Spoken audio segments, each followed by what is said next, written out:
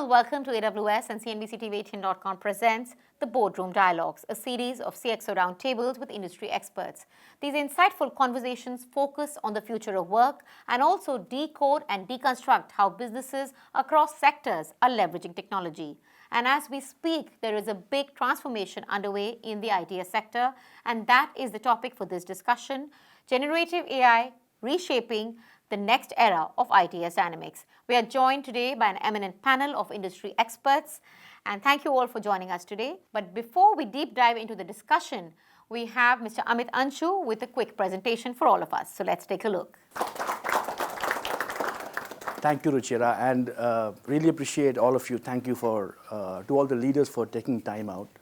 My name is Amit, and I lead the global sales for IT, ITeS, and the GSI industry in AWS. Broadly, I'll talk about three things, right? One, I'll try and land the AWS story to you at your doorstep, try and do justice to it.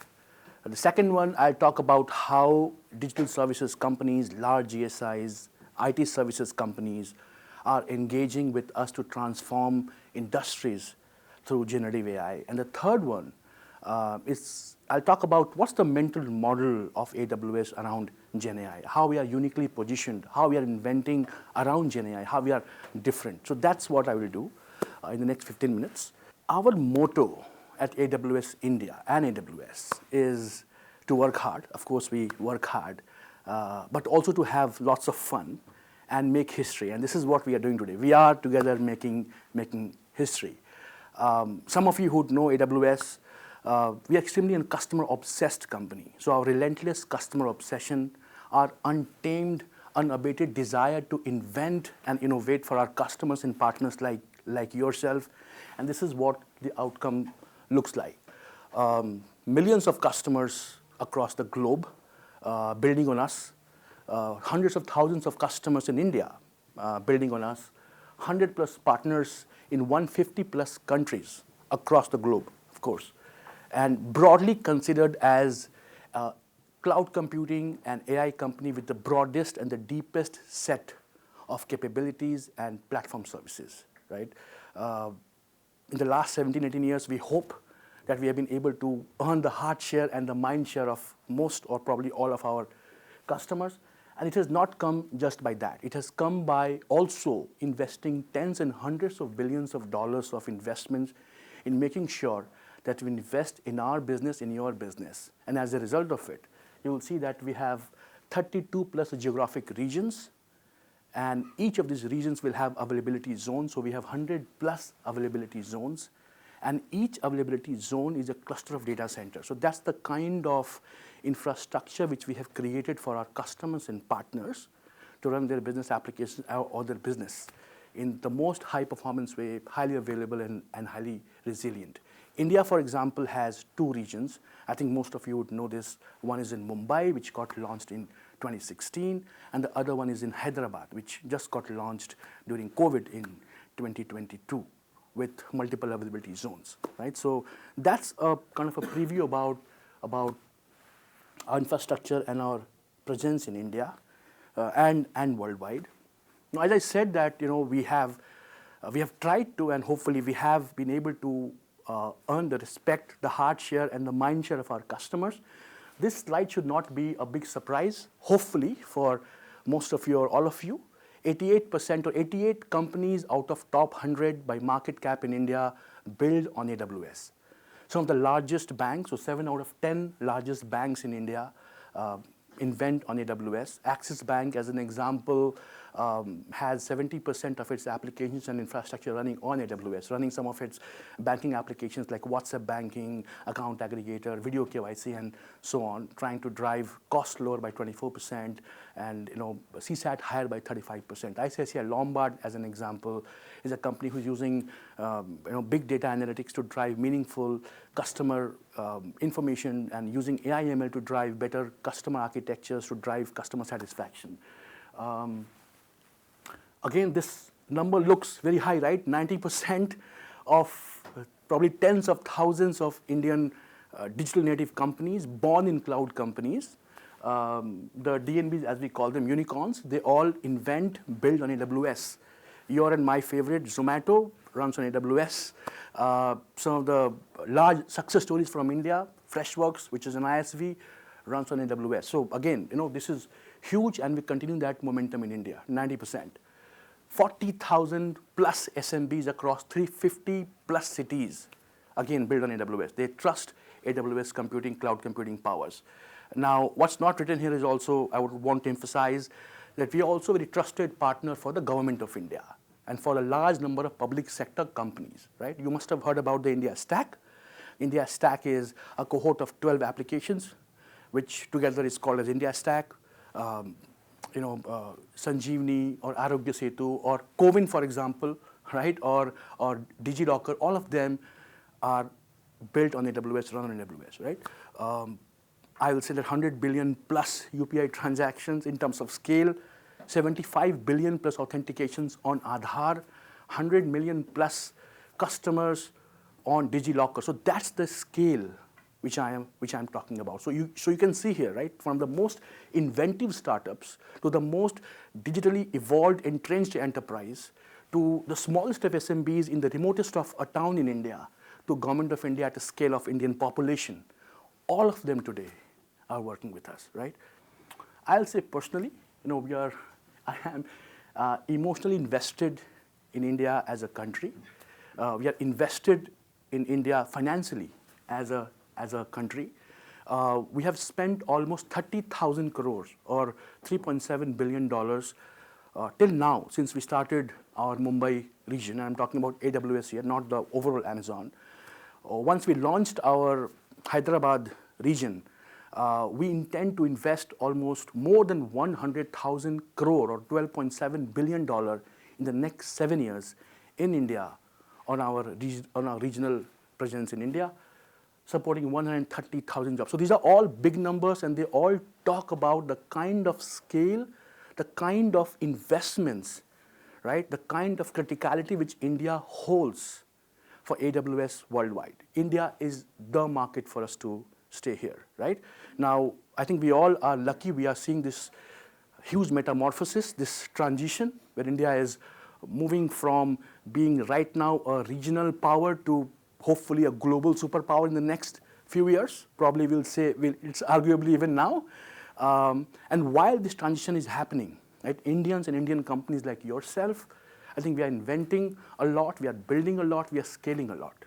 And it's an absolute honor for AWS to be a meaningful partner for all the Indian companies and for all the Indians, right? So that's who we are. I thought I'll just summarize our journey in India, in 3 slides.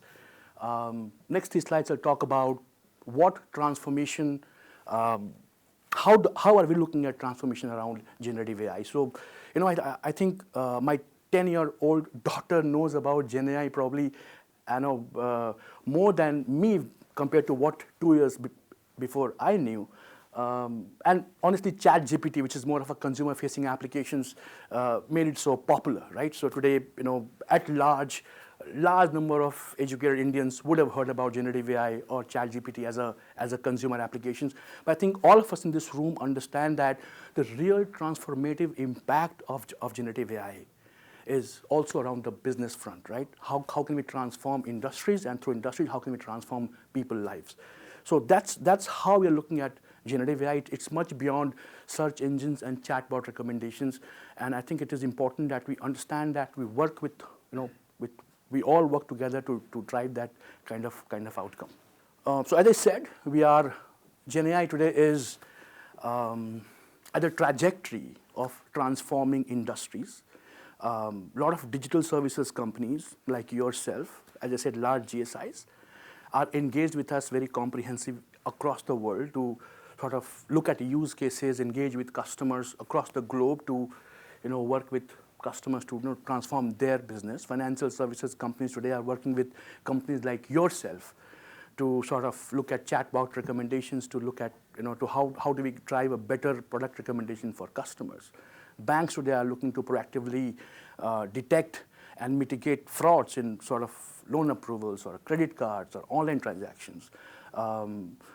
Lending organizations today, for example, are looking to fast-track loan approvals for underserved region, underserved communities and countries. So lots happening on the FSI domain, this and much more, right, where we all are engaging together with, and building solutions jointly.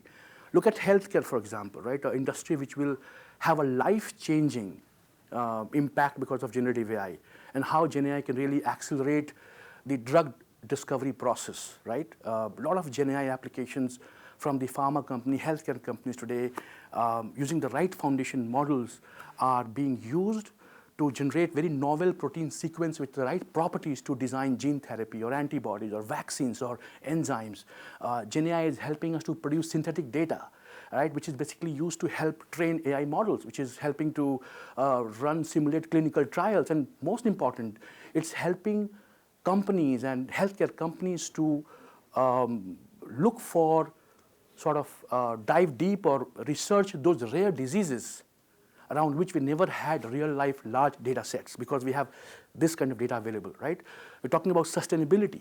So how is energy sector, which is really looking forward to a solution which can optimize and forecast energy and be energy efficient, how can that be addressed by generative AI? So today, companies like yourself are working with AWS around the globe, in India, for example, as well, to can evolve these use cases, right? We are bone deep working with all of you. Now, quickly, it's not that Amazon AWS had just learned about generative AI and in the last 2 years. It's been in our sort of DNA. It's as I said, it has been bone deep for AWS. Machine learning. So if you can look at our Amazon recommendation engine, which is the Amazon e-commerce, right? That was powered by ML. If you look at the supply chain forecasting, capacity planning, demand planning, that was powered by ML. If you'd have seen some videos around these robots, moving around very interestingly in these fulfillment centers, charting their own path, they are dynamic, sort of envisioning their pathways. ML, of course, is behind all that. Your and my favorite Alexa, which helps us create smart homes and gives us the right infotainment, entertainment, has 30 plus ML models which support Alexa. You would have been to US, you would have went to Amazon Go store where you can just check out. You don't need to stand in the queue, you pick up the stuff and then go out. There's a lot of computer vision involved, which basically is powered by deep learning, which essentially is an advanced ML. So Amazon has been using machine learning for the last 20 plus years, right? And that has been a part of core DNA. So it's not something which has come to us right now. And we have built our mental model of generative AI on that strong foundation. So again, I said, I think I'm sure hundreds of thousands of customers, lots of Indian businesses today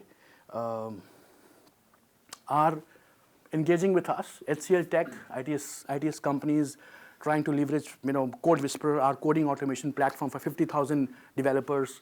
Genpact has used our Bedrock, which is a Gen AI managed services to build a crime fighting platform, basically, which can help identify the frauds in the transactions. LTTS, for example, is trying to use Code Whisperer for powering the software-defined vehicle development. Persistent, again, is using Code Whisperer for accelerating the developer productivity. So lots of examples, lots of companies today who are working with us deeply around generative AI. Now, I'll land my final message in 2 or 3 slides.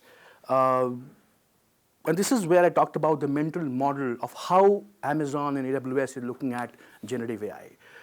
When we go to customers like yourself, partners like yourself, customers need choice, right? Customers need the right models for the right use case. Customers want to build solutions where they can be sort of assured of security and privacy. They want to stick to the core dimensions of responsible AI. So Amazon launched something called Bedrock, Amazon Bedrock, which is basically a fully managed service, which allows you as a customer or as a partner to choose the foundation model which you would want to use, right? From different AI companies. So you can choose a Meta, or you can choose Anthropic, or you can choose Amazon itself. So you can use all of this in a fully managed services way via a single API. Now, a broad set of capabilities from Amazon Bedrock helps you to build and scale these generative applications in a much more secure, private way. For example, as a customer, if you would want to experiment or pilot 2 or 3 foundation models to see which is the right model for your use case. The capabilities in Amazon Bedrock allows you to do that experimentation and get the right model for your use case, and then customize that model using your own data sets securely, right? And most important, this is all serverless, which means you do not need to manage any infrastructure, and you can simply integrate the generative AI capability in your existing business applications seamlessly. So this is what customers want, and this is what we have given, and this is what this is where we are moving ahead, right? Second, I spoke, so I'm skipping that second slide. I've talked about the data privacy and the data security and the responsible AI. Third one is productivity. Apart from the Bedrock, the managed services offering, we also have a large number of services which are powered by generative AI. Things like HealthScribe, QuickSight, and Code Whisperer, which is a coding automation service. So you also have an option to look at those services to drive your productivity. And last point is about, and I'm not sure how many of you know, but Amazon also has been for the last 1 decade plus building its own chipsets, right? So has got the design and the build experience around semiconductors. We have Inferentia and Trainium chipsets, which are having different applications around ML and around generative AI, and that helps us to really drive one of the best price-performance ratio for our customers as you guys build and scale your Gen AI applications, right? So that's broadly the 4 pillars of our strategy around Gen AI, and that's, we think is the right and the most unique success proposition for us to make us successful as we go ahead. With that, I'll stop and thank you so much for your partnership. I hope I could make it in time. Ruchira, over to you.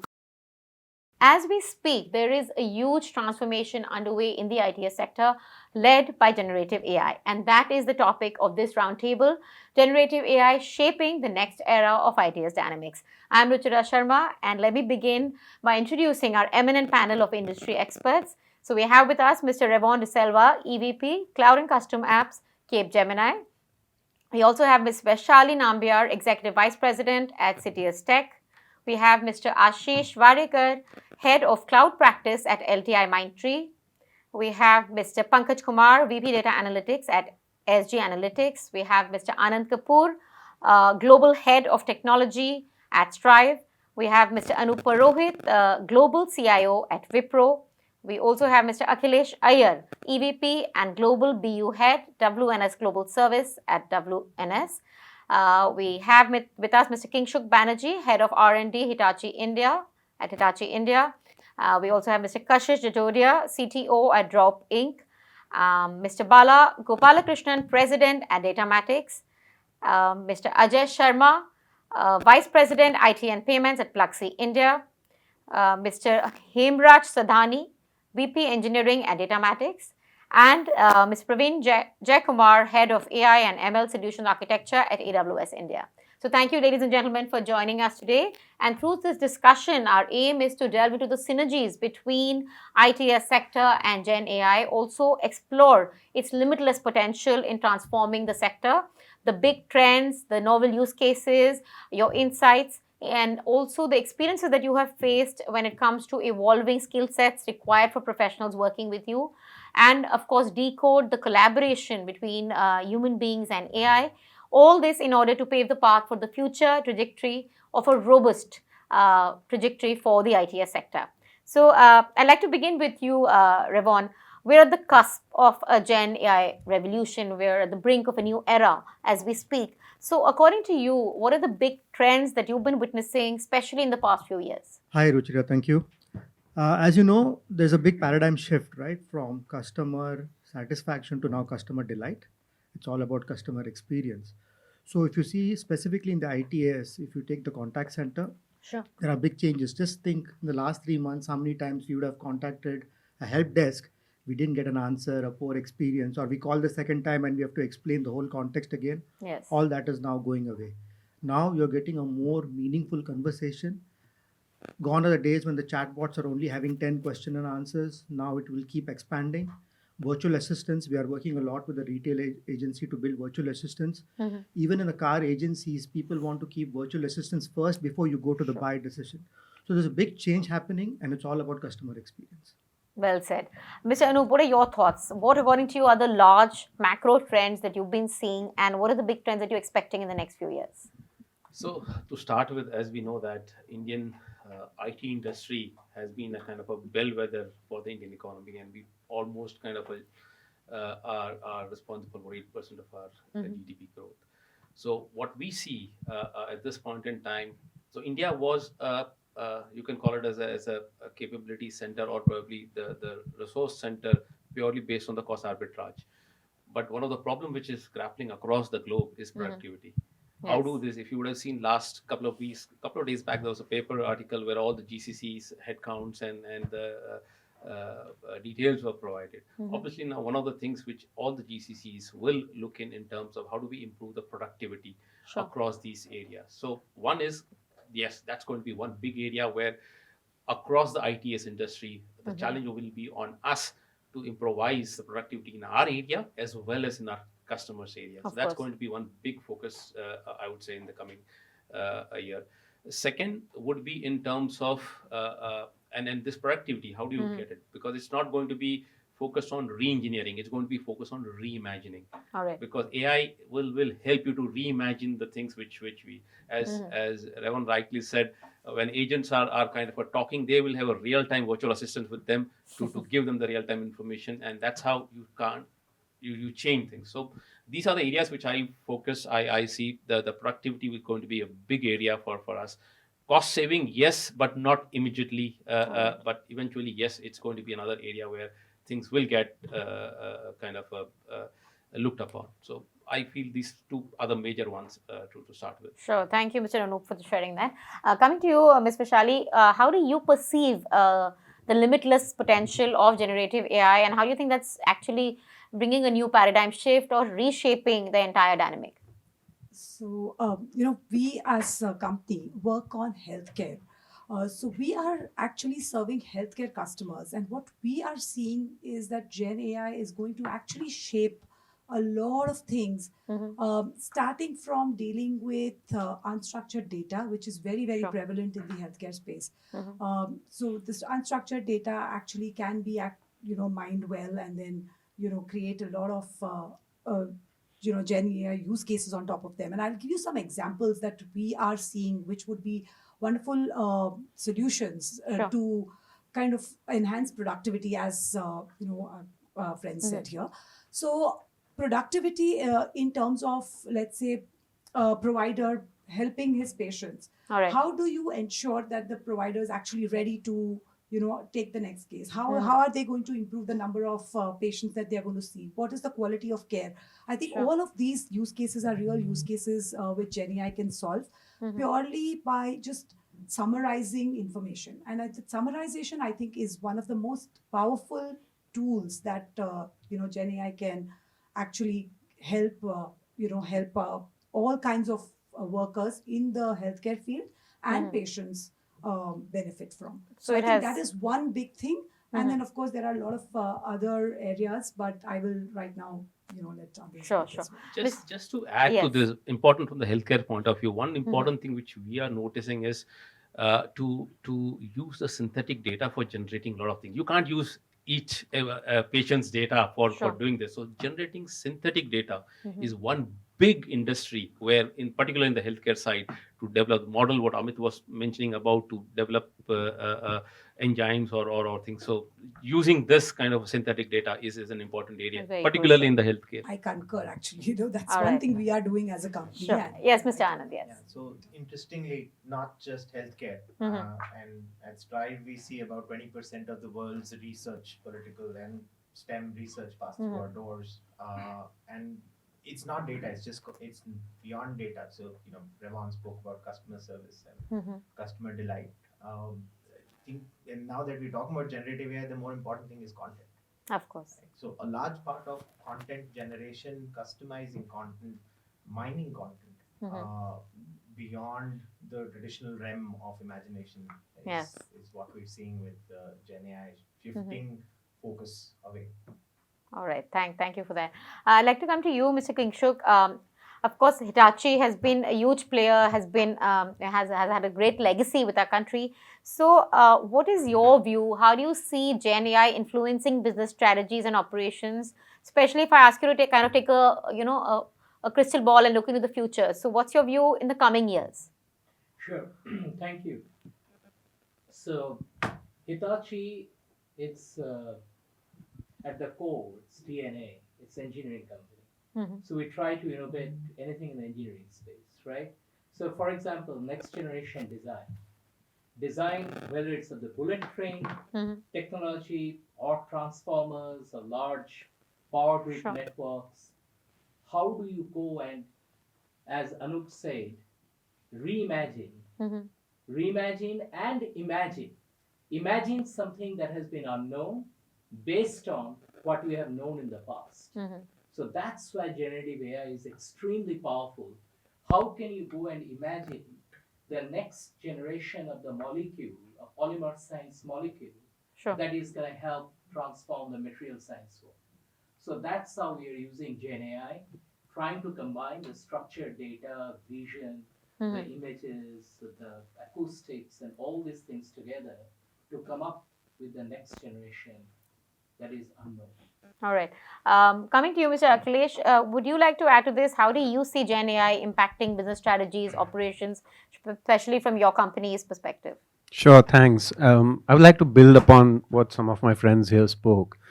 I think the first point I want to mention in terms of the mega trends is the tectonic shifts that the industry has had over the last 25 years. Sure. Started with the offshoring trend, labor arbitrage that my friend mentioned, the economic crisis brought in an element of risk management and globalization that we could offer.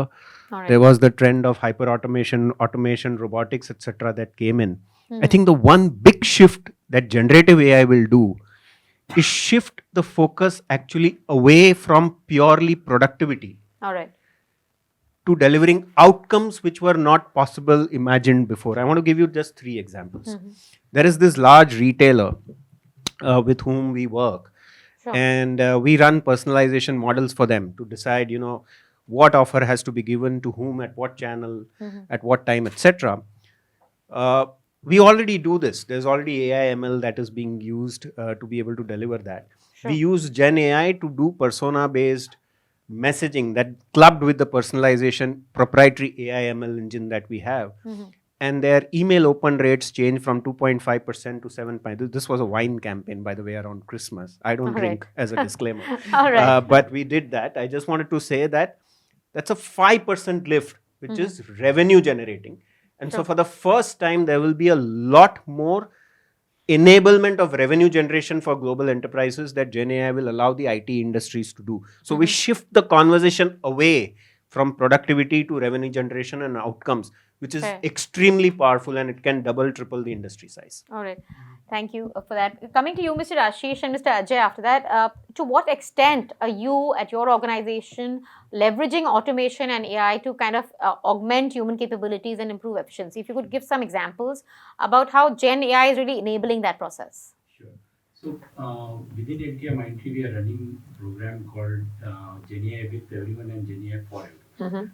What that really means is we want to make sure that each and every person within our enterprise is Sure. Gen AI enabled, right? All right. And if I look at it from two perspectives, one is from a customer enablement perspective, and one is from an internal enablement perspective. Mhm. So everyone who is delivering customer projects are getting trained on, say, code whisperers, co-pilots Sure. of the world, so that they can improve their productivity.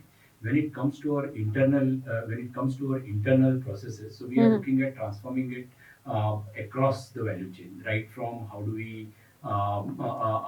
we source, how do we respond to our customers, how do we respond to the RFPs, RFIs, All to right. our legal document reviews and stuff like that. So Mhm. all across the board, we are investing Gen AI into the operations. All right. Thank you. Mr. Ajay. Thank you. I think I would. Yeah, Is that's it fine. okay? Fine. So effectively, of course, Gen AI is new, but as far as operational efficiency, automation, AI is concerned, we were Mhm. already onto that journey, and of course, Gen AI has only helped that journey going forward. All right. So we are in an employee engagement business, Mhm. and for us the customer experience is probably the most important thing. Sure. One of the aspects that Mr. Anup mentioned about is synthetic data and some of the other things. So one of the very good use case that we are working on today. So as part of our platform, what one can do is they can submit their telephone bills. So basically it's what we call as a multi benefit offering. So today an employee, they can claim their telecom bills, their petrol bills, their health and wellness, all Alright. these bills through the app. You just click a picture and do that. Sure. A lot of it is manually approved in the background, but we are completely shifting that piece where all these bills will be actually scanned through a AI tool, a Gen AI tool, where the reason why Gen AI will help here, I think why normal would not, because all these bills, they are different formats. You go to one petrol pump, you get another receipt. You go to another, there is another. Same for telecom, health and wellness. So here you need to provide certain set of bills to the Sure. tool, and then the tool will learn and then ensure that as it grows it becomes effective. So that's a very good use case that we are working on, Alright. very perfect from Gen AI perspective. The other piece I think which probably the industry is also moving towards, Revan also mentioned about it, is the customer experience from a virtual assistant perspective.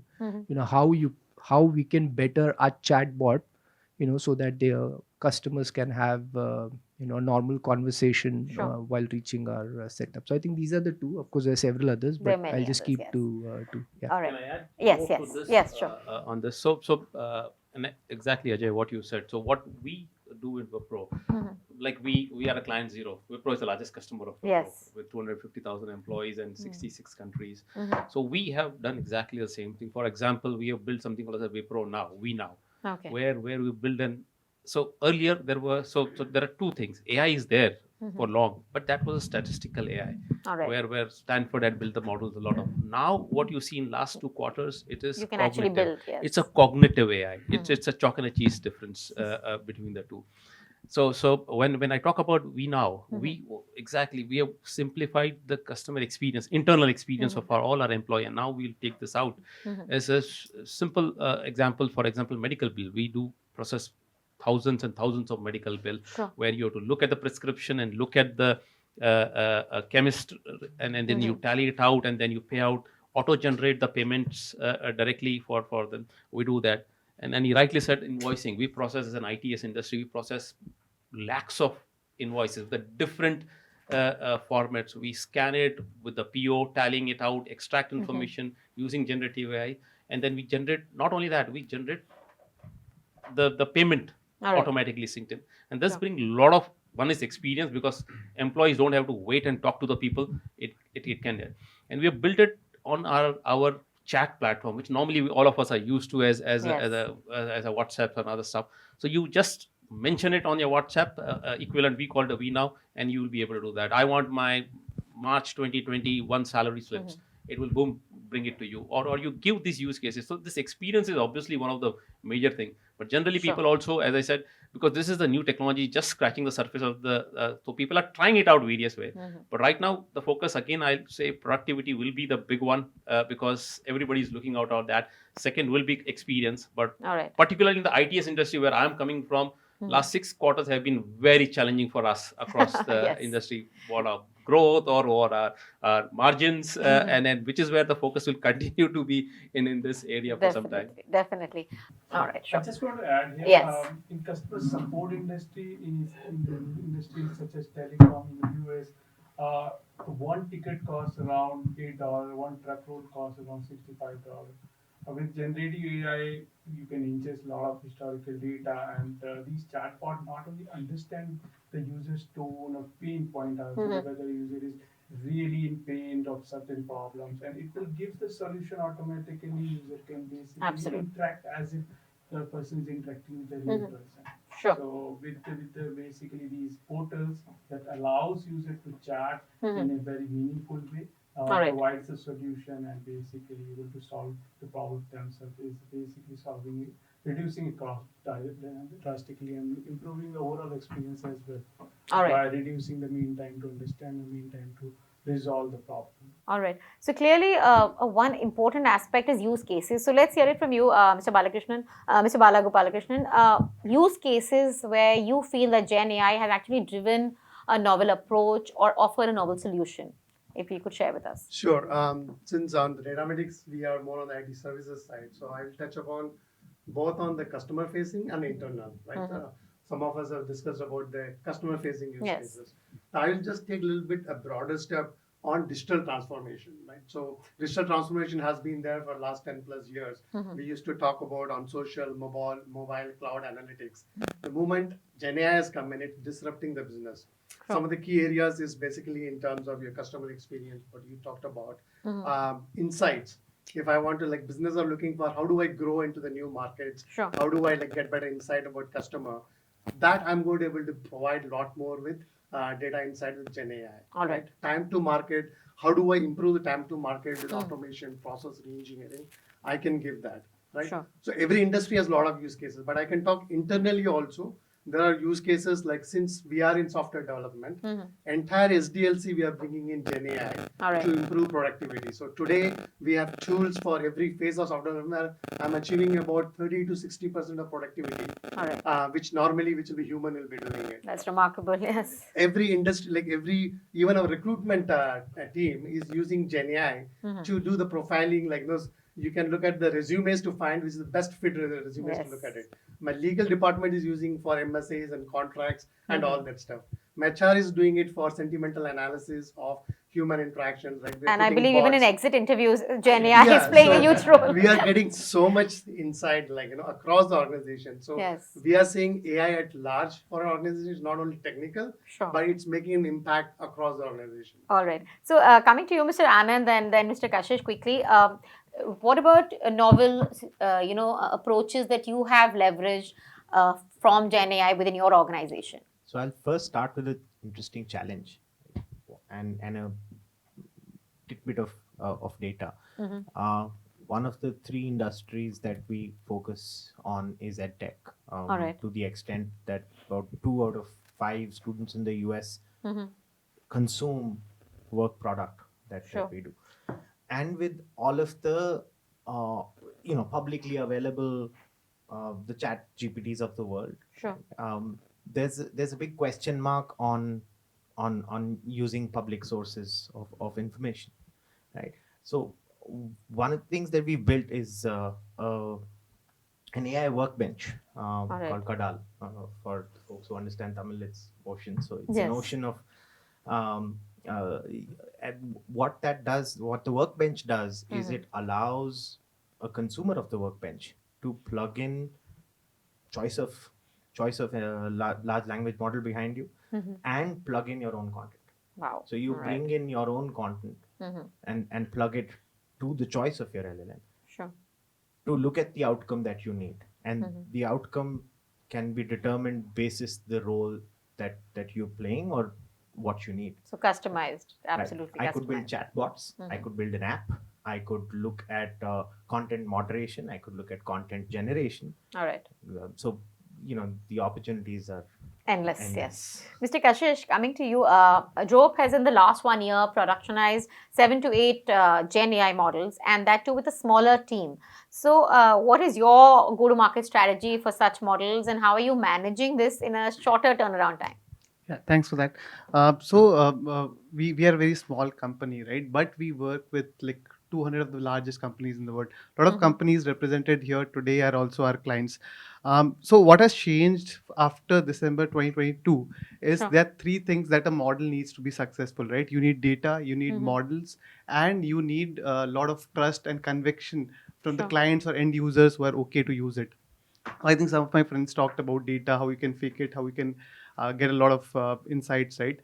Second part on the models. So there are now a lot of open source models available, a lot of closed models available that you can buy from, or models available that you can train in-house, right? And the third and the most important, people's will to start using chatbots, right? Before 2022, I was not very comfortable using chatbots because, they were like predefined answers that used to come out, right? Like I never liked the auto response generative AIs, right?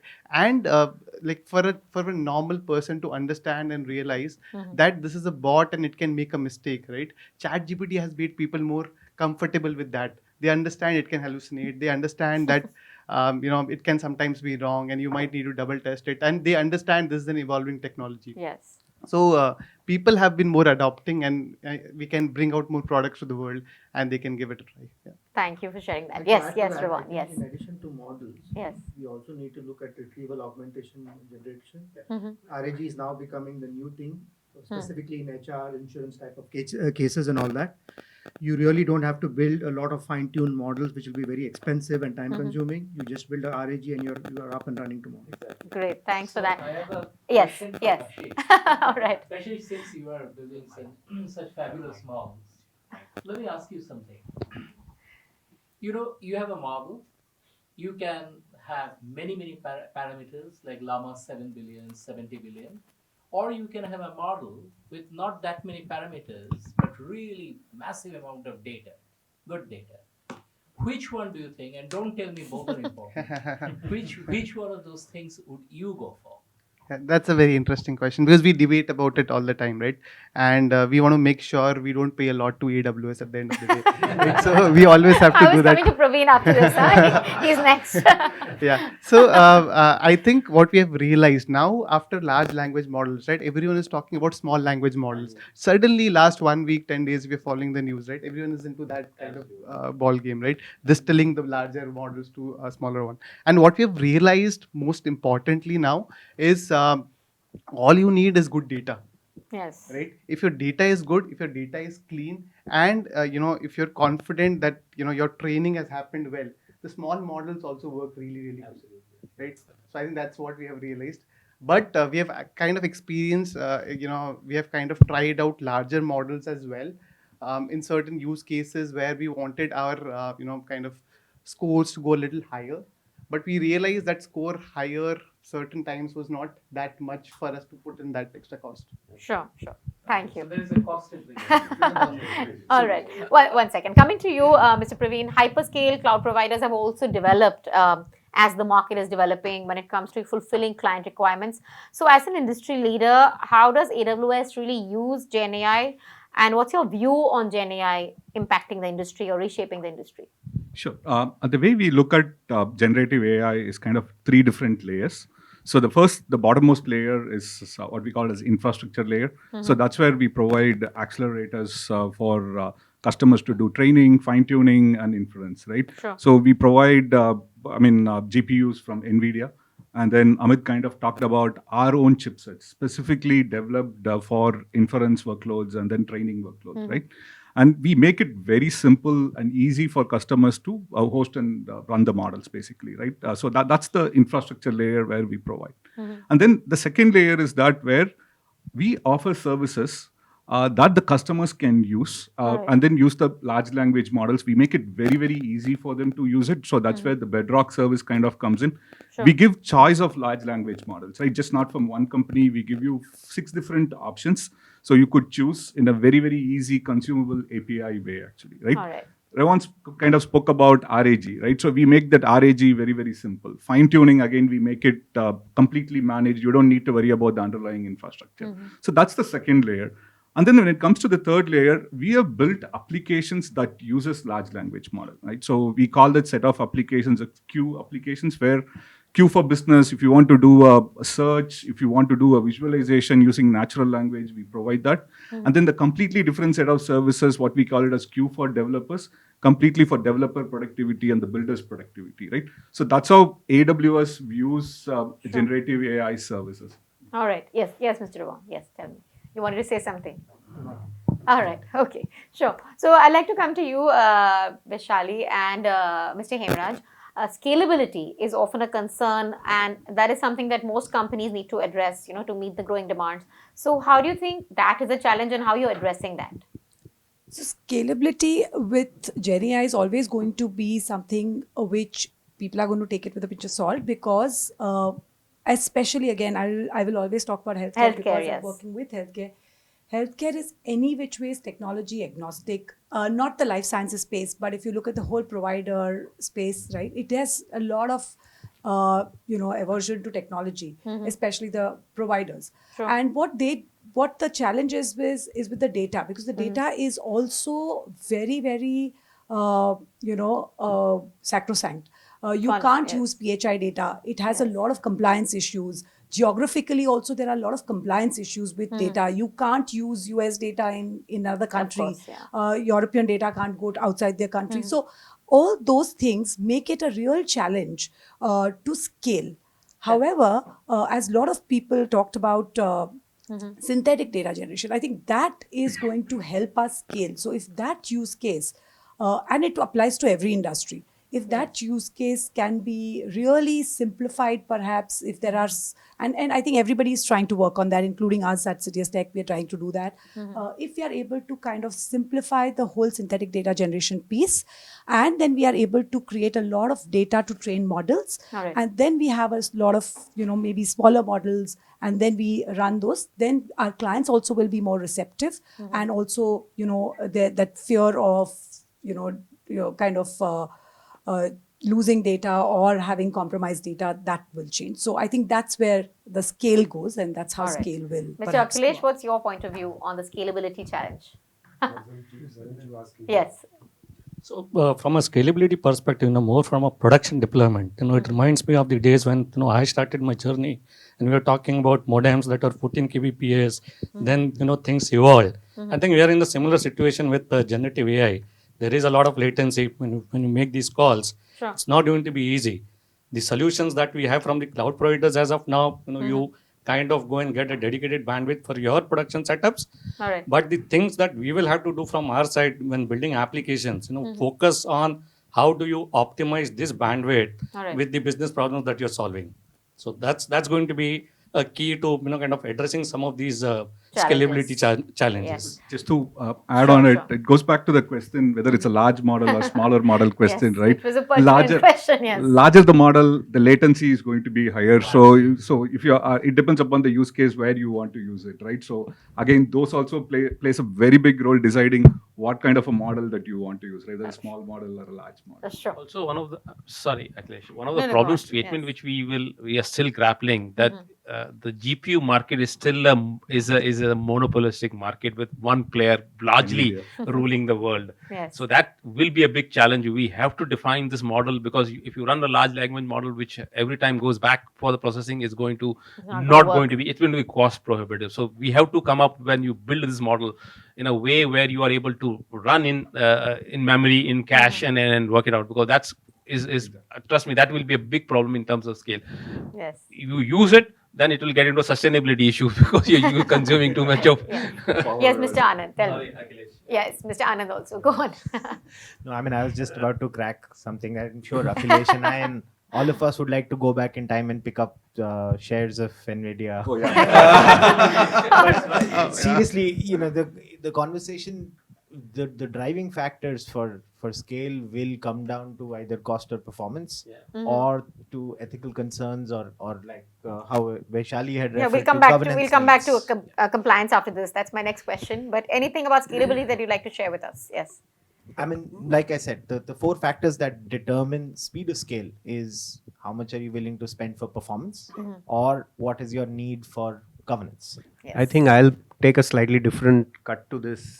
All of this is from a tech perspective. Can the tech scale up? Yes. To the thing. I think when I interact with customers globally, right now the whole conversation is how do we move from use case and pilot to mainstreaming of the operations. And the outcomes that you're going to deliver on those operational processes is what will determine the scalability in the first place, right? So the cost is going to be an input to that process. It's not going to be the primary determinant. I think the use case where you're going to use it and scale it is going to be the first point. So that's one. How do you make sure that you got a solution which is perhaps platformized, modular, which has all the components, your proprietary AI/ML models pre-trained on industry data, and then plug it with a Gen AI ecosystem to deliver some outcome?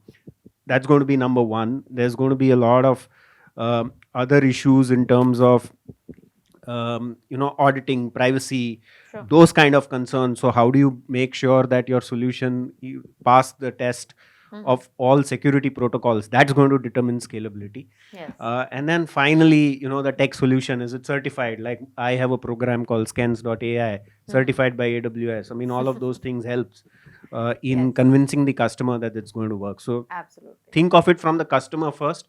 I think the technology will solve for Put itself. yourself in the customer's shoes. Yes. So just one Sure. point. Yes. Sorry. I'll give an example of one of our customers as Yes. well. See, it is all about how are you going to democratize the usage of Gen AI, right? And before you democratize, focus on the foundation. So you build the right guardrails for the data, you build the right guardrails for ethical use, you build the right guardrails for responsible AI, and then just open it up for everyone. So one of our customers currently is driving 2,000 plus use cases on Gen AI. Wow. And then now they are in the process of kind of filtering those and then putting it into into production. So democratization is very, very important for scaling out. Second, which is more futuristic, I think with the Gen AI coming into picture, there has been an acceleration in the research on the quantum side of it, right? And the quantum is going to play a major role. Even AWS is providing quantum services on the cloud, and then likewise some of the other competitors as well. But this is going to change the way the enterprises will adopt Gen AI solutions in future. All right. So just one question. I just wanted to add something. Yes. We'll come to you one by one. Yes. Go on. Yes, Mr. Bala, you can go first. Yeah. So one other thing that I have seen, especially you use Gen AI for a lot of this document summarization, and there are a lot of challenges you just start loading truckload of those thousands of pages, then the scalability comes to an issue. So one of the value that you can bring is certain patterns of chunking the tokens before you send it to that. That's where you can look at scalability by how do you chunk the token? Don't send everything. The pre-processing is a lot more important than just doing a dump. That's very important. That's the fine tuning. That's needed. Even Yes. fine tuning you do to the model. Even before you fine tune, how do you chunk it and pre-process it? But that itself is changing very quickly, because now you can actually a larger context, millions of kind of documents you can just process in a just keep sustainability in mind. There is always a cost factor involved. There is a cost factor there. Yes, Mr. Kingshuk. Yes. Chunking helps with reducing the cost. Yeah, exactly. So here is Ashish. I completely agree. Quantum can completely change the game of scaling altogether, radically change it. The question is, if you go and do quantum computing, a lot of this infra will be centralized, because you cannot put quantum computing all across the world, right? And then there are the data privacy requirements that you have to keep the data within that country. How do you solve that problem, you think?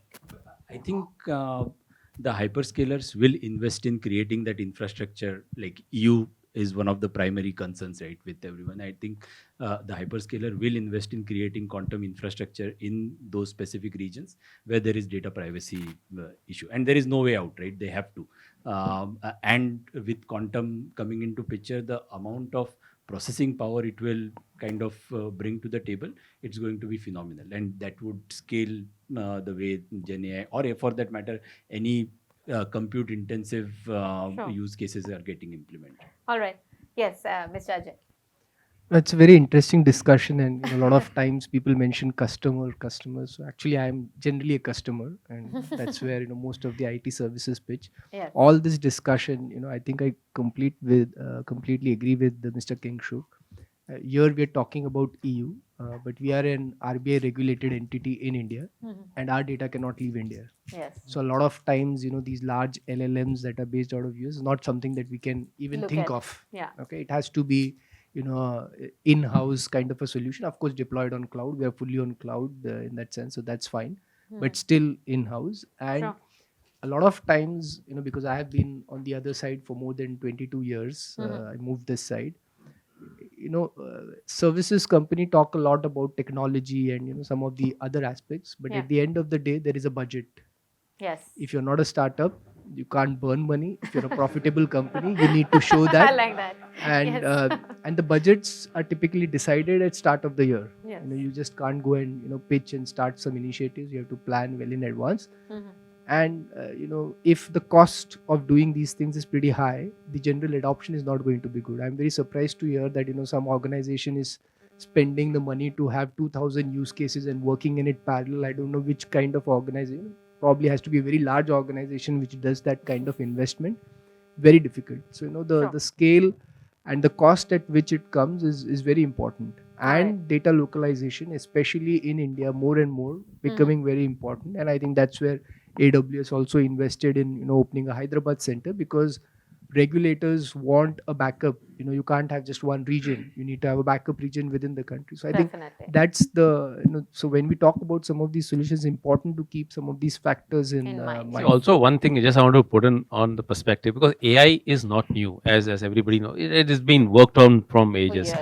The difference what we are seeing at this point, and I can tell you, being in ITeS industry, it took us a while to differentiate how do we classify the use cases, NLP combined with API, normal AI, or a Gen AI cases pieces. So when we talk about, I've seen people, I'll give you classic, and this is something internal. I was talking to one of my colleague, and he brought 45 AI use cases. At the end of the conversation, only 2 were relevant AI use cases. So people kind of also creating, because there's a hype in the market, and everybody wants to put up a number on the table that we are doing so many cases. So most of it could be just analytics use cases, right? It doesn't have to be an AI. Absolutely. For example, when I was in a bank, 2016, we used to do a statistical AI where, okay, your checkbook leaflets are getting over, I will auto-generate a request to you, and then as an SMS, and you say yes, and I'll dispatch the check. Well, these are statistical AI, I would say, not the... Now, in the real cognitive Gen AI, it's a different ballgame, and I don't think there are so many use cases. In my understanding, there is only one use case, which is largely within an organization where you have a definite set of data, and you can actually analyze it, summarize it, and kind of reproduce it without hallucination. This is the only cognitive use cases which I am looking around. I would like to add one thing. I agree with Ajay. So most of the time, organizations have this restriction of not sending the data. When you utilize this RAG-based approach or utilize OpenAI API, you have to send the context outside of your organization, which most of the organizations are not comfortable with. So we basically work with a lot of investment plans in US and Europe. So they have millions of documents and that needs to be processed. And again, they already have millions of dollars of cost analyzing these documents. So they're willing to spend few thousand Ks to basically fine tune these LLM model on these documents. So identifying the clauses, entities, and all those things. So basically that kind of organizations are there who basically wanted to fine tune some of these models, which make sure the data is still secure and also save cost for them. Definitely. I'd like to come to you, Mr. Praveen. 2023 was, an year of POC and pilots. So what do you think are the challenges that customers face when they take these pilots to production? And how is AWS really enabling the customer when it comes to, taking this journey more smoothly? Sure. So the first part is that once customers finish the pilot, it comes to pricing, right? So during the POC and pilot, most of the times you want to use a larger model to see good results. That's a general tendency that people have, right?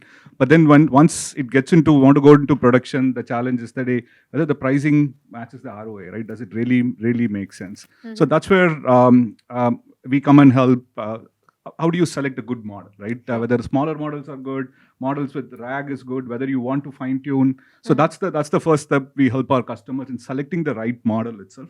Once that's done, then you need to, a lot of these companies want to evaluate, right? Whether to make sure that these models are accurate, whether it's robustness, whether it doesn't contain toxicity and things like that, right? So that's the second step. So helping customers around that. And then when you want to take the model into production, let's say if it's a B2C app, it's very, very important that this model doesn't hallucinate. And then let's say you have a chatbot, you don't want somebody to come and talk about your competitor over there. So you want to put a guardrail around it, right? So either on the input, we call it as a prompt, you want to have a guardrail around that. And also on the output, you want to have guardrails around that, right? And the next one evolving area is around all of us add MLOps that used to be, we all add for models. But now there's a whole area coming up called LLM ops, actually, right? It's large language model operation. Because a lot of us don't know when you have a prompt, how are you going to, there was for the code, you have something like a GitHub that is there, right? Now, where are you going to store your prompts? If you fine tune your model, how are you going to validate it, right? So these are all some of the new areas that is evolving. That's all comes under the LLM ops. And again, those are the areas that we work with the customers and help them to take them to production. All right. Yes. Yeah, I would like to add two challenges. This is much All right. beyond the pilots, because your pilots, you can never get the whole world, right? I think bias and discrimination is a very important thing. Aspect, yes. Because you really do not know what the question will be asked and what is the answer that's going to come.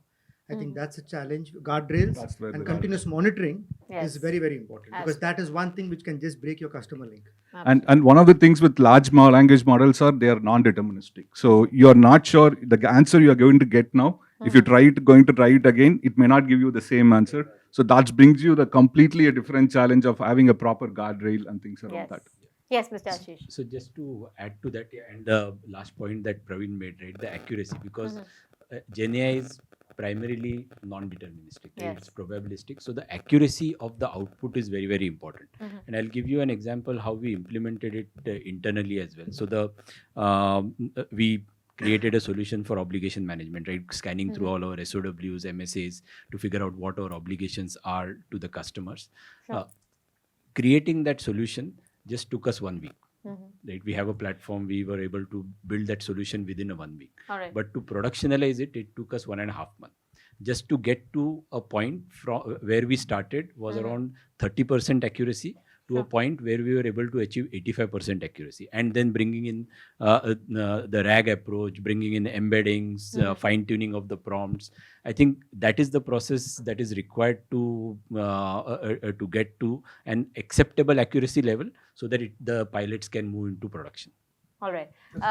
Yes. Yeah. So I've seen 2 or 3 other challenges. Like one, once it goes into production, that's where the cost starts hitting you. Like you need to figure out how do you do cost optimization. Just like with cloud, people started having problems with cloud cost optimization. So one is how do you do cost optimization. Second is every day a new model is coming. So they just want to change the model. Now look at something else. Like how do you change the model in production? Make sure that now the new model is better than the old model. And the third one is how do you put a continual training? So data is already like every day you're producing more data. So you need to make sure there is a continual training strategy is there. So these are some of the operational challenges you need to take care of. All right. So as we're speaking about challenges, coming back to you, Vishali, how do you really ensure within your organization the data is being used in a compliant way? Because clearly there are various challenges, whether it's governance, compliance, regulation, and as you said, in a sensitive sector that takes even more prominence. So if we could have your perspective and Mr. Ajay's on that. So what we've tried to do is we've tried to build a trust model. Again, there are a lot of factors that go into it, and we've tried to build this model. We are trying to operationalize it. We are trying to see how we will, use this model to ensure that the quality of the data and the trust that the customers have, especially the providers. Imagine you're using a use case where a provider is being given a summary of a patient's 90 days history before the patient visits. And this is a real use case which we've tried to implement. If there is even one mistake in the data, the doctor's decision can go wrong. Not that it is, not that, the doctors are completely relying on it, but there is a large, there is a tendency to rely because obviously it's a tool which is going to help them. And therefore, we try to build this trust model. Again, we are using the RAG technique. We are trying to make sure that there is a lot of testing, there is a lot of continuous monitoring, like somebody else also mentioned. We are trying to see how we give the prompts and make sure that we have training even the users to use this well. So I think end user training is also a very important part. That's actually more crucial. Very crucial. It is all about prompts eventually. Yeah, and again for an audience which is not tech savvy. So that's another thing, because conversational AI can lead to anything. Yes. So where do you stop them from, how do you ensure those guardrails that we have to put? So I think that's one question for Vaishali, right? So while we were talking, you talked about how the US data is different, India data is different. But that's also interesting, right? Because you would want to create a model which is personalized for certain regional nuances, right? So do you do that where you create different kind of models based on regions and kind of personalize them for your users? So we actually largely work with the US healthcare. That's our biggest customer base. So for us, that is the data. But again, there are challenges with how each one is using data.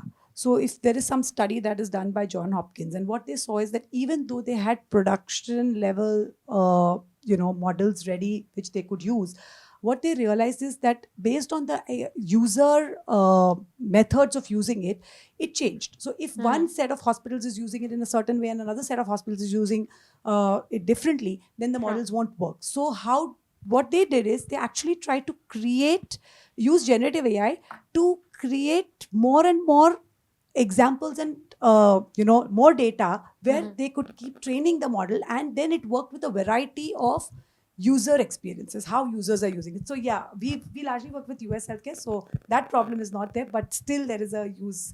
How do you use data is also important. So, All right. yeah. All right. I'd like to come to Mr. Anand and Ravon. The integration of generative AI, of course, it predicts a shift in the skill set requirements. So how do you think you are addressing that? How do you envision the evolving skill set requirements of ITeS professionals within your organization? See, I clearly see two groups. So one is the developer community who builds the tool which the agents uses.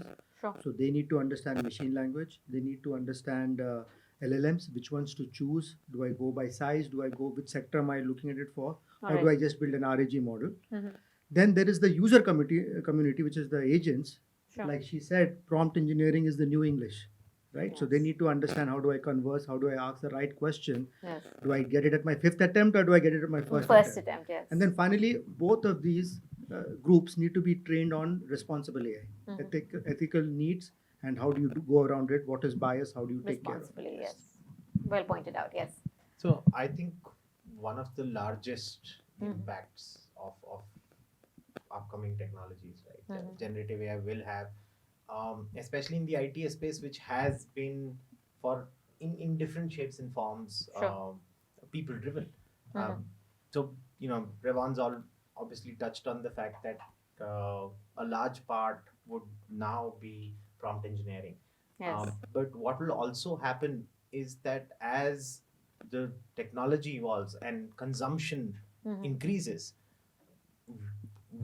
at the ITeS industry, the focus would only be on saying, if we want to continue with the responsible use of AI or responsible AI, is to put the human in the loop. Absolutely. Because systems are going to become more and more autonomous. So the only control or governance is the only aspect where you would still want to say, is there a human in the loop in decision making? Yes. And that sort of takes away simplistic tasks, repetitive tasks, anything that can be taught, learned, generated. And that's a drastic And I shift. think as much as customers love AI, they love to also have a human being in the loop at all points. You need that, right? Yes. Tomorrow, are we ready for a synthetic system or body to take choices for us? Yes. I just want to add to that answer, right? Sure. As you, in some simplistic use cases, you remove the humans. Yeah. It's not about laying them off, but it's more about upskilling them to take the more complex use cases. Because that's what is always a challenge. You have a big shortage of the people who can do the complex queries or the problem solutions. I'll just add to this. Sure. I was fortunate to spend one-on-one with Satya 2 weeks back, and his perspective about this, I probably would like to share. So when it comes to training, our question was, the ITeS industry, what kind of skill set we should be now Looking doing? at, Should we have a front-end developers, back-end developers? And he said, you should have a full-stack developer. Simple. Because if you start using things like Copilot, is their GitHub product, or even Google is coming up with a similar kind of a solution. So developers will have to start thinking in terms of use these tools to bring some consistency or he said that there will be a time when a new code, for example, will go into 3 queues. One is a code which will get into a probably Copilot queue where it will auto-generate the code. All right. Second, it will go with the human who is using Copilot. And the third one, which will go to human where most complex, where these two can't It's take quite care. interesting. That was his. The ratio probably in maybe in a year or so would be the first one, which is completely auto, would be less. Second will be a little Eventually. higher, and the third human is high. Eventually, this will change. The shift will be towards the left, and then things will change. So, and there's a different perspective. And his thought process was, today, if you as an ITeS industry, because the question was on the ROI, should we be investing because it's costlier, $30 per co-file. So question was in terms, so he said, you guys have to think, don't expect like a banya to get into an ROI in this format. Invest for a period of time, then you will see an ROI. So, and then that was a very different perspective about things. And also on terms of training, when I talk about Wipro, so for us, and he rightly said, these are the two categories. One, we train the people in terms of who will be a L3, L4, who will develop this model. And second is the people like developers still who will be using these tools to deliver to the customers. So just to add on that, right? So if you really think about some of the other technologies, promising technologies like Web3 and other thing, that didn't pick up that much. Whereas if you think about generative AI has picked up so much is because the level of entry is very, very easy. Correct. All you need to do is that how to know how to call an API. Right? So just call an API, you will be able to at least build a basic application, and using RAG, 70% of the applications you could solve. Only for 30% of use cases, you might end up doing fine tuning and all of the stuff where you need data scientists and others, right? So the level of entry in Gen AI is very, very easy for somebody to enter. I think that's one of the reasons why the technology picked up really, really. So fast. Exactly. I think the way to, if I may, sorry, to also think is that when you're thinking of a talent pool ecosystem, again, I would, point to the fact that the use case expansion will move beyond productivity. Yes. So to revenue generating activities or different aspects. I mean, I'll give you a very specific example quickly. If you look at the insurance value chain, when somebody makes a claim, there is a fraud model in play. We don't use Gen AI, it's a normal AI model. Somebody is doing an NPS analysis of all the call transcripts that is coming. Then there is an indemnity calculation. Then there is a subrogation. Subrogation is if I make an accident with him, my insurance company pays me, but it might be his fault, which means my insurance company has to recover money from his insurance company. This is the only case, for example, where we are using Gen AI. A, to determine the level of damage automatically from unstructured information that comes in. And then figuring out from the claims notes, what is the propensity of a third party being used. The reason I make this point is that you think how a chief claims officer is thinking about Gen AI. He's looking at the whole claims life cycle and saying, how will I make technology interventions to generate unrecovered money which was due to me, which has never come. It's not about productivity, right? And therefore, there is an agent in the loop or a human in the loop who requires orientation, and that's simple. There's a developer in the loop who's trying to fine tune the Gen AI portion of the component, but there's a third component. People who understand and imagine this overall solution, who can bring in things like chunking. There are other elements that come in. That's the third orientation. So I would say all three of them. But to your point, think of it as an opportunity and not as a risk to jobs, because I think the pie will expand significantly. Yes. I have a sure. See, one of the things that we also tell is like, so because there's an apprehension about Gen AI replacing people, human beings, yes. What or you're saying people is like, losing jobs, yes. yes. So it's not Gen AI who's going to replace you. It's actually people somebody who who use knows Gen your AI. job Yes. plus AI. Yes. So get trained on AI, Gen AI. And the right skills. Yes. Yeah. So I have a little different opinion on human in the loop, right? So I think people are getting more comfortable not having the people in the loop. Why I'm saying that, right? You look at Tesla stocks, right? What is the Tesla market value, right? We develop electric cars that is going to be a complete self-driving car, right? You don't need a human in the loop, and see where it is going. Or you look at any of the other tools that come up. Like, to give an example, we have a large team, used to have a large team, which used to do very particular kind of consulting for our stakeholders, right? So we replaced that with a Gen AI based chatbot. Initially thought that we'll have to, kind of route at least 50% of the request to an actual human. But we realized that percent was less than 10. Right. So I think people are comfortable, as we go more, right, we realize that people are actually comfortable directly interacting with AI. Just on a lighter note, when you invest in stocks, if you have since you are a startup, a millionaire, so if you're going to invest $1 million, are you going to bet all your money on Tesla or are you going to do broad-based? See, we are all database people, right? You will hedge your risk. I think Don't bet only you on can take Tesla. that offline also. You can continue that conversation. That's No, interesting. so I think But yes, just go on. one last thing. I think Akhilesh made a very good point. Mm-hmm. And I just go back. So previously, some decades back, we started with business process transformation. Yes. Then we did a huge digital transformation Mhm. exercise.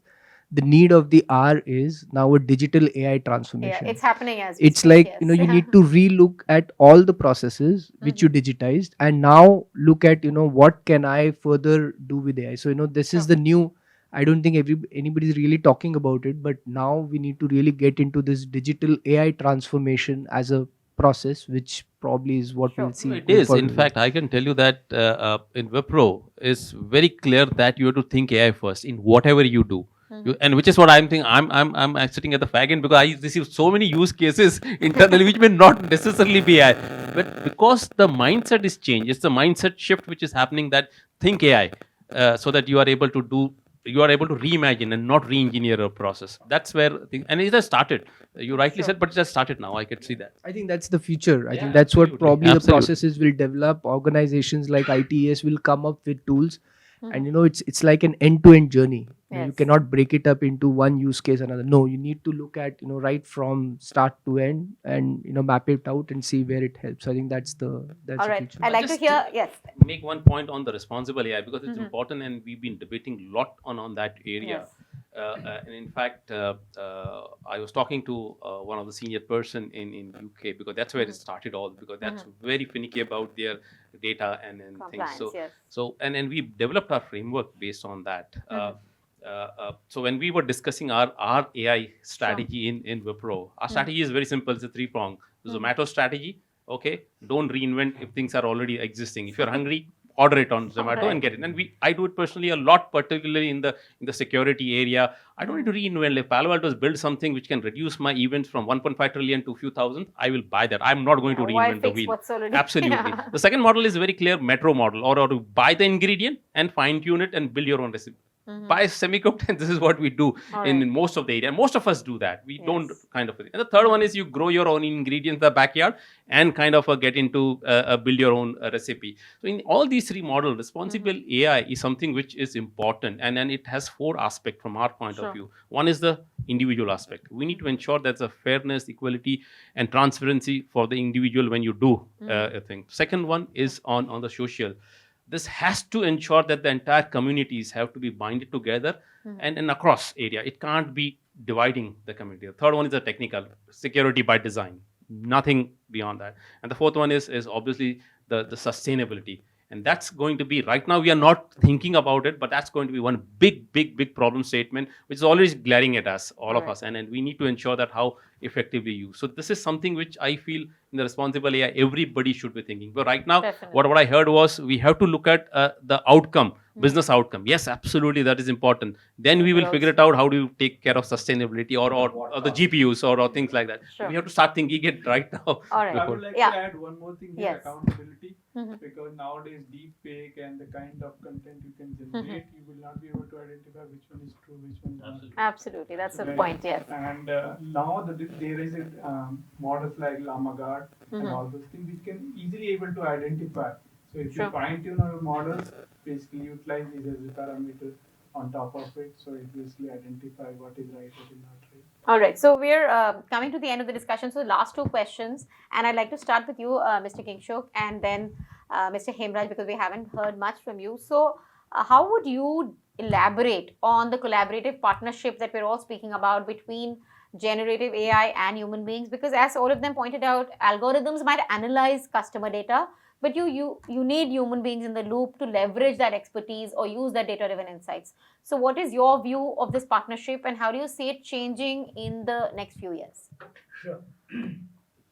Again, going back to our roots, since Hitachi is an engineering company, All right. touch upon some of the engineering use cases. One of the key things in the factory floor, while producing stuff, like we have some wonderful factories called Omika Works, where we have AI as the cobots working with humans. And this is important.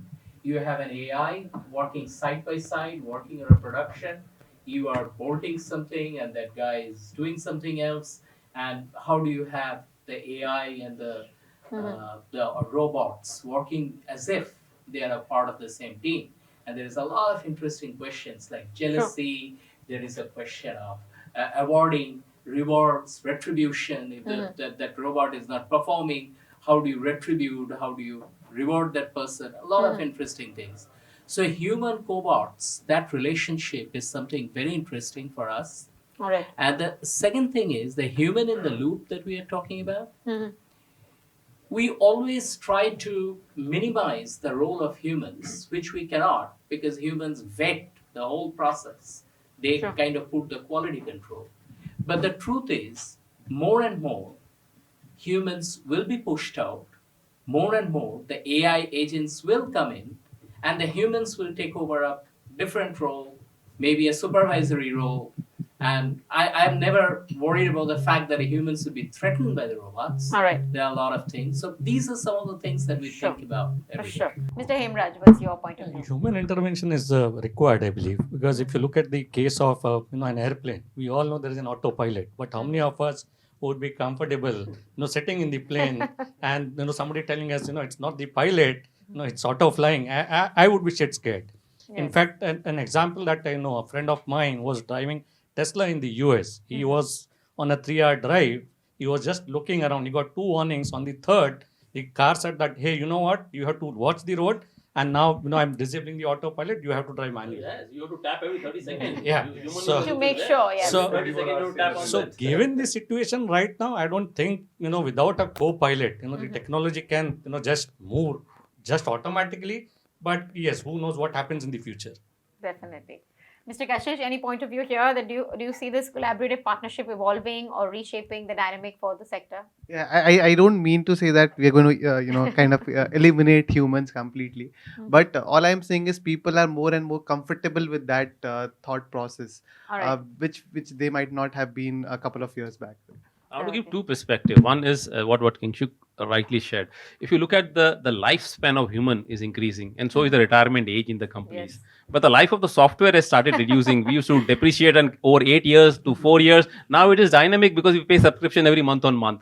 So reskilling and repurpose of an employee is going to be important. And this again, I want to take 30 seconds because this question came to Satya when I asked him this question, exactly what you asked. And he said, people have to be repurposed. They have to think. And problem with today IT industry is we don't understand our customers' business.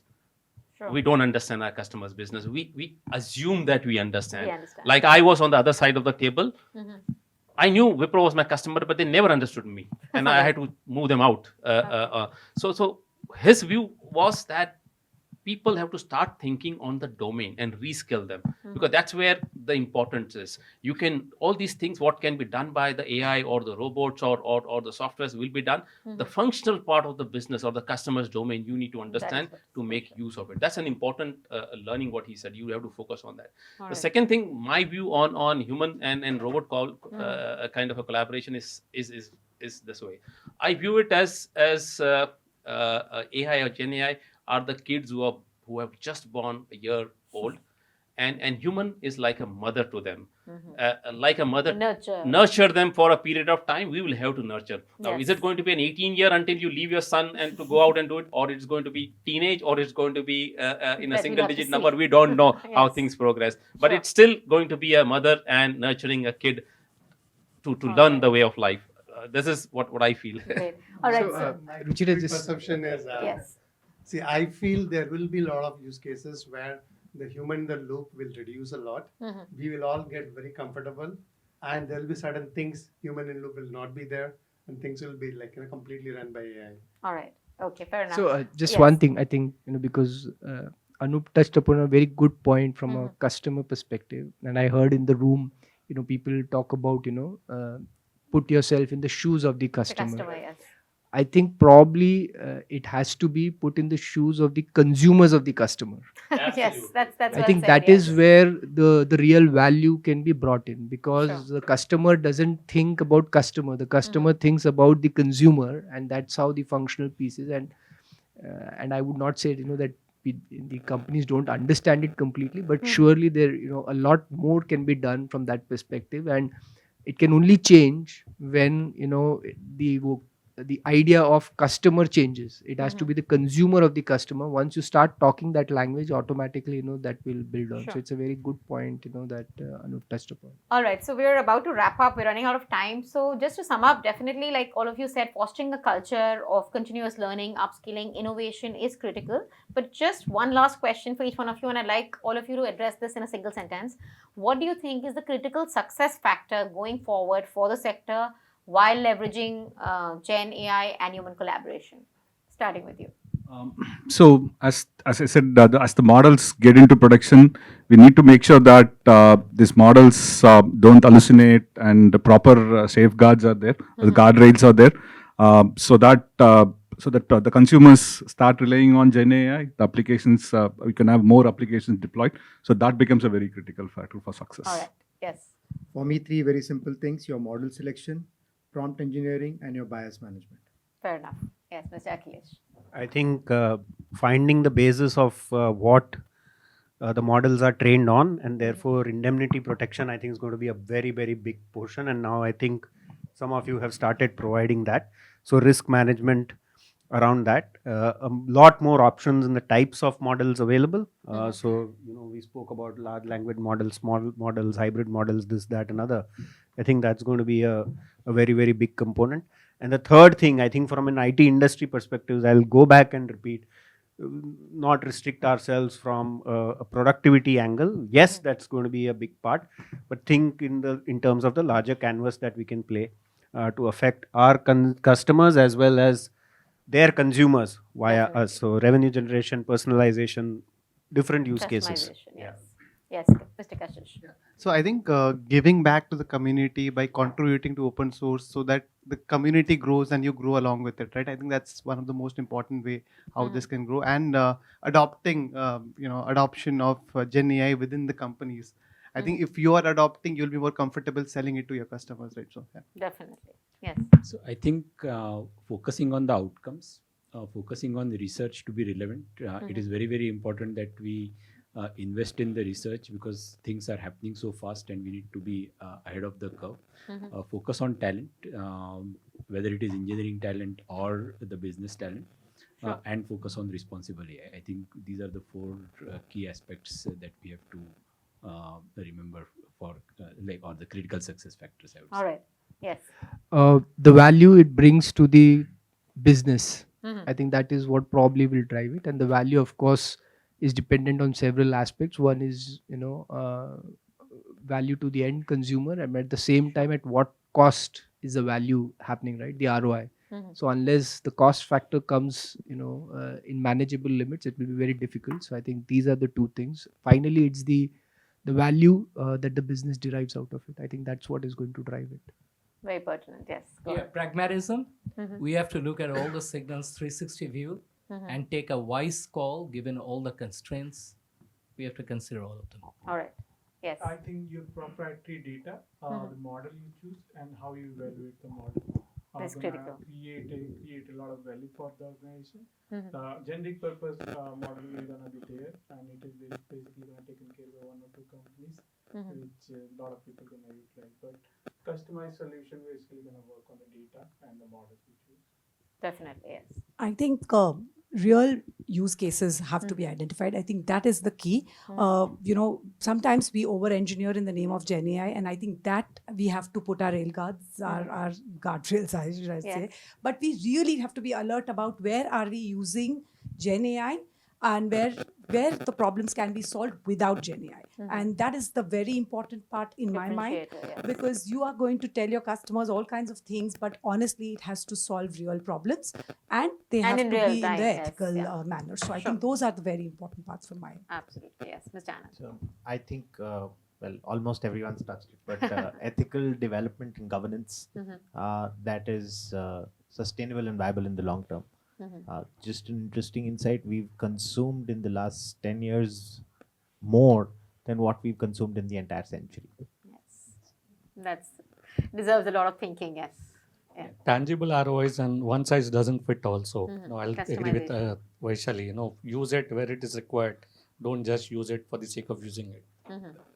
Yes, Mr. Bala. I would say that for the model to be successful, one is your bias elimination, right? And two, the other thing is we should also look at edge AI. How the edge AI is going to be a lot more prevalent. So it will be more useful in use cases for people because the cost will come down and you'll start using AI in almost everything. Definitely, yes. For me, a collaboration where AI will augment human intelligence, where it can provide a real-time insight, which is an maybe non-hallucinating prescriptive recommendation real-time. That's what I would want to see. And that's what we've been debating internally, and I feel we are almost there. So it's not going to be a question of future, probably in the near future it is going to be there. All right. So that's on a hopeful note. So thank you, ladies and gentlemen. It was great listening to all of you and some very interesting real-world experiences and insights that you have shared. And clearly in the fast-changing and ever-evolving landscape that we're all working in the sector, the importance of exploring generative AI for sustained growth cannot be overstated. But as all of you said, it has to be done right with a lot of important aspects in mind. So thank you all for joining us today, and that's it from us.